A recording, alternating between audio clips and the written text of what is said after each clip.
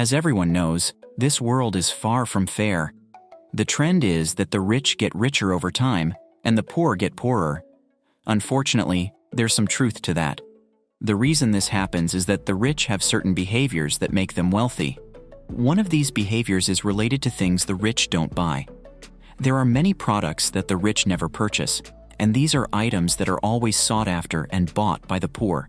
In this video, I will detail what things the rich don't buy and what you should stop buying as well. This video will become very important, especially in the current economic conditions. Many people's financial situations are quite complicated. Did you know that only 39% of Americans can cover an unexpected $1,000 expense? This is what happens in the wealthiest countries in the world. Only 4 out of 10 people can handle unexpected expenses. That's why it's important for you to watch this video until the end, leave a like on the video, and subscribe if you're new to the channel. Let's start this video by talking about luxury homes and luxury cars. One of the biggest lies told about the rich is that they buy ultra-expensive homes or luxury cars.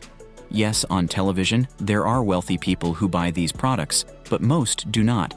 Most rich people prefer to simplify their lives and buy for convenience and quality. They purchase a home that is well located and of good quality, and the same goes for cars. Now, there is a big difference between the rich who inherited their money and got rich by luck, and the rich who made themselves wealthy. Those who work for their money know that you won't stay rich by spending money on things that don't make sense, and there's no point in having a 10-bedroom mansion that you won't even use. A passive asset, in other words, costs a lot of money just to maintain and doesn't generate income. Similarly, a Ferrari is truly one of the most unnecessary cars out there. Sports cars get attention because they have powerful engines, are designed to be fast, and use the best engineering materials. But what's the point of having a car of this caliber if all you're going to do is drive to work, pick up your kids from school, and go for a weekend drive? You can do the same with a simple, good quality car. The difference between these two cars is that a Ferrari will cost over $1 million and a few $1,000s in maintenance. Follow the example of the world's most successful investor, Warren Buffett. He lives in the same place, a simple house that you've seen for decades, and drives a modest car. Now, if you really want to drive a Ferrari and are rich, you rent it, and it'll be yours from time to time, just for fun. Now, changing the subject, let's talk about what you consume every day. It's common to think that the rich always eat at luxurious restaurants and never cook. This is another big lie. Of course, very wealthy people have chefs, but just like in the previous point, what matters here is common sense. The rich know that the most valuable thing we have is our health. That's why millionaire families usually don't eat junk food or dine out all the time. The reason is that it's very, very easy to attract customers to restaurants, both fast food and in general, by putting a lot of salt, sugar, and fat in their food. These are the 3 most dangerous ingredients for our bodies. Therefore, although it might not seem like it, the rich are the #1 customers of famous supermarkets. Do you know why? Because in these places, you can find fresh and high-quality food at very good prices. These millionaire families then cook at home, ensuring they know what ingredients are in their food. Believe me, they don't crave junk food from McDonald's or Burger King and don't eat out all the time. Another thing the rich avoid like a plague is fashion and luxury brands. Again, you might think this is a lie, but believe me, luxury brands like Louis Vuitton, Gucci, and even watch brands like Rolex do a lot of marketing to target impulsive people. They create entire brands that represent money, status, and wealth just to tempt poor people to buy them. People believe in this. After all, Louis Vuitton bags are simple bags that serve the purpose of holding your things. A Rolex watch has always aimed to show the time, something your phone always does. And honestly, you probably look at your phone more than your watch. Well, these brands know that their best customers come from the general public and not the wealthy.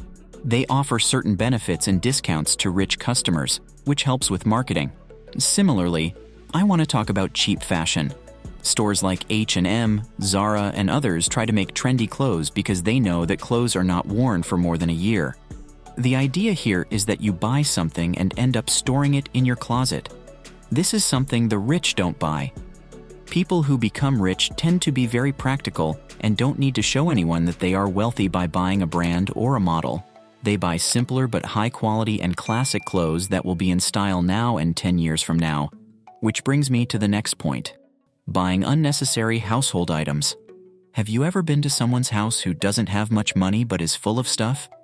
Typically, people with financial problems have homes filled with knickknacks, appliances, furniture, and things they never use, just collecting dust. Well, one of the reasons these people have economic issues is because they spend their money on unnecessary and impulsive purchases. Again, the theme you'll see in this video is that you need to simplify your life. The rich think like this: they don't go shopping just for the sake of shopping. They don't shop just because they got their paycheck. They shop when they need something. They don't wander around stores looking at pretty things and buying on impulse. The simpler your home, the better it is for your mind and your wallet. And one more thing. Try to simplify another thing that isn't for the rich, but for the poor: consumer loans.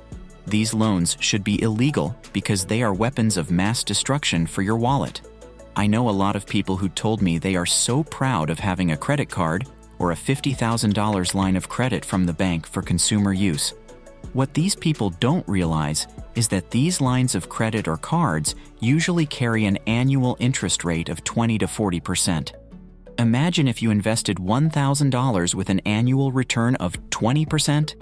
In just 5 years, that $1,000 would be almost $2,500. In 10 years, it would be $6,200, and in 20 years, nearly $38,000. Now, imagine the opposite. If you are paying 20% annual interest, it would deplete all your savings, and everything would go towards paying interest. It's outrageous. Sure, you should buy something for yourself, travel, and do things that bring you pleasure, but only if you can afford it. Believe me, the worst thing you can do is go into debt for these things. I know it's very tempting to take on debt through advertising or hearing that having debt is normal, but that doesn't mean it's right and good for your finances. Did you know that the average American now owes around $6,000 in credit card debt? That's the average amount. Imagine if they pay 20% interest per year. That means, on average, each year, they pay over $1,200 just in interest. And the last thing the rich don't buy is low-quality goods. As I said before, the key words here are to simplify your life and think critically. It's possible that the rich don't buy the cheapest things. After all, not all the rich are stingy, but what they don't buy are low-quality goods. The saying that cheap is expensive is true.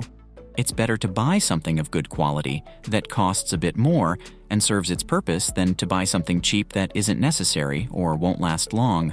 Now, what are your expenses? Do you know someone who needs to see this video? Share it with them to make them aware of this big problem. Don't forget to subscribe to the channel as it really helps us grow. Thank you, and see you in the next video.